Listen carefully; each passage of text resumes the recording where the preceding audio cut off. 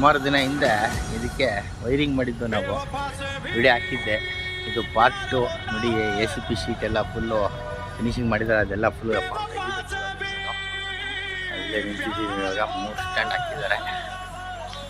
Final ಇದೆ. Copper potato ಇದೆ. Light POP 18 watts. ಇದು ಮಲ್ಟಿ ಕಲರಲ್ಲಿ ಬರುತ್ತೆ. ವೈಟು ಬಾಂಬೈಟು ನ್ಯೂಟ್ರಲ್ ವೈಟು.